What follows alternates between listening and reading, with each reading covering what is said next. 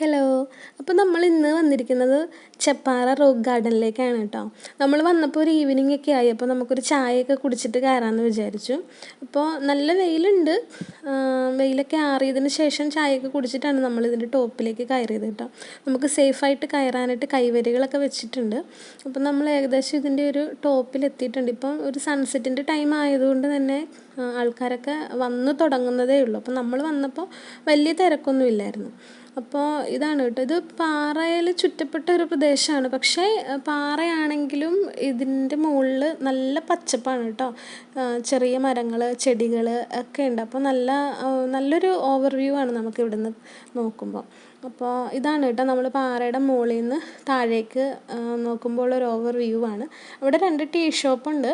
പിന്നെ നമുക്ക് വണ്ടികളൊക്കെ പാർക്ക് ചെയ്യാനുള്ള സൗകര്യങ്ങളുണ്ട്. വാഷ്റൂം സൗകര്യങ്ങളൊക്കെ ഉണ്ട് കേട്ടോ. അതൊക്കെ ഈ അടുത്ത കാലത്തായിട്ടാണെന്ന് തോന്നുന്നു ഇത്ര സൗകര്യങ്ങളൊക്കെ ഇവിടെ ആയി വന്നത്. അപ്പോൾ സൺസെറ്റിൻ്റെ ടൈം ആയതുകൊണ്ട് തന്നെ വെയിലൊക്കെ മാഞ്ഞെങ്കിലും നല്ല ചൂടാണ് കേട്ടോ. പാറയ്ക്ക് നല്ല ചൂടുണ്ട്.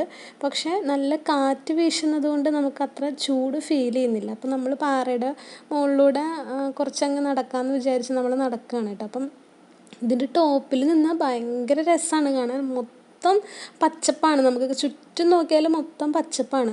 4 സൈഡും നമുക്ക് പച്ചപ്പാണ് കാണാൻ പറ്റുന്നത്. പിന്നെ നമുക്ക് ഈവനിങ് ഒക്കെ വന്നിരിക്കാൻ, ഫാമിലിയൊക്കെ ആയിട്ട് വന്നിരിക്കാനായിട്ടൊക്കെ പറ്റിയൊരു സ്ഥലം തന്നെയാണ് കേട്ടോ ചെപ്പാറ എന്ന് പറയുന്നത്.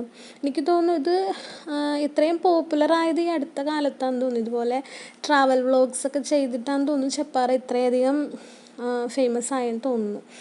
നമ്മളിപ്പോൾ ഈ പാറയുടെ അപ്പുറത്തെ സൈഡിലോട്ടൊക്കെ പോവുകയാണ് കേട്ടോ. അതായത് ഈ പാറ കഴിഞ്ഞിട്ട് കുറച്ച് കാട് പിടിച്ചൊരു പ്രദേശമാണ്. അതിനുശേഷം അപ്പുറത്ത് വേറെയും പാറകളുണ്ട് കേട്ടോ. ശരിക്കും നമുക്ക് കറക്റ്റായിട്ടൊരു ആകൃതിയൊന്നും ഇതിന് പറയാൻ പറ്റില്ല. അപ്പോൾ നമ്മൾ ഇപ്പുറത്തെ സൈഡിലാണ് വന്നിരിക്കുന്നത്. അപ്പോൾ അവിടെ കുറച്ച് കുട്ടികളുടെ എന്തോ പാർട്ടി പരിപാടികളൊക്കെ നടക്കുന്നുണ്ട്. അതുകൊണ്ട് നമ്മൾ ആ സൈഡിലോട്ടൊന്നും പോയില്ല കേട്ടോ. അപ്പോൾ ഈ ചെപ്പാറയുടെ ഒരു പ്രത്യേകത എന്ന് പറഞ്ഞാൽ ഇവിടുത്തെ മുനിയറകളാണ്. മുനിയറകൾ ഒരു 3 മുനിയറകളും ഉണ്ട്. ഒരു ചെറിയ തടാകമുണ്ട് കേട്ടോ.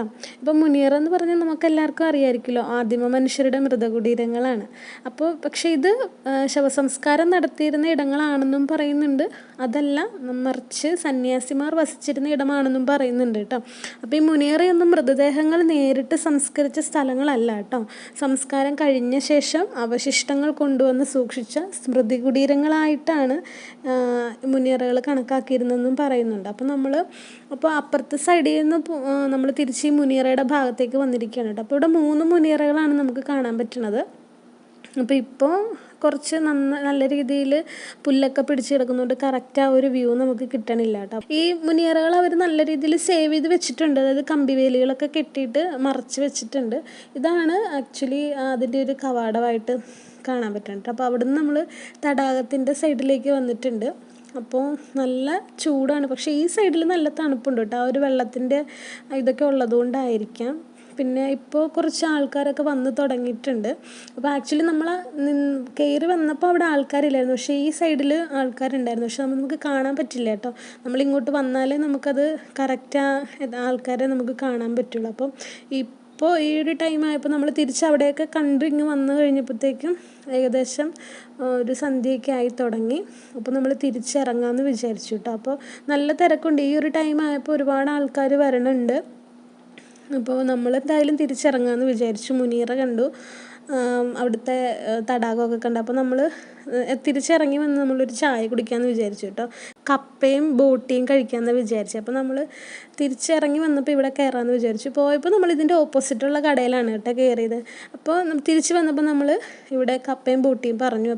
അപ്പോൾ ചേച്ചിയാണ് കേട്ടോ നമുക്ക് വേണ്ടി കപ്പയും ബോട്ടിയും റെഡിയാക്കണത്.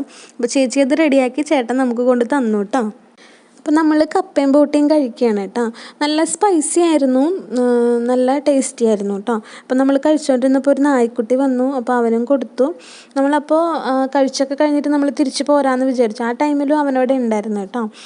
അപ്പോൾ ഇപ്പോൾ സമയം 6:30 അടുത്തായിട്ടുണ്ട് കേട്ടോ. അപ്പോൾ നമ്മളെന്തായാലും തിരിച്ച് പോകാമെന്ന് വിചാരിച്ചു. ഈ ടൈമായിട്ടും ആൾക്കാരൊക്കെ വരുന്നുണ്ട്, കുറച്ച് പേരൊക്കെ പോകുന്നുണ്ട് കേട്ടോ.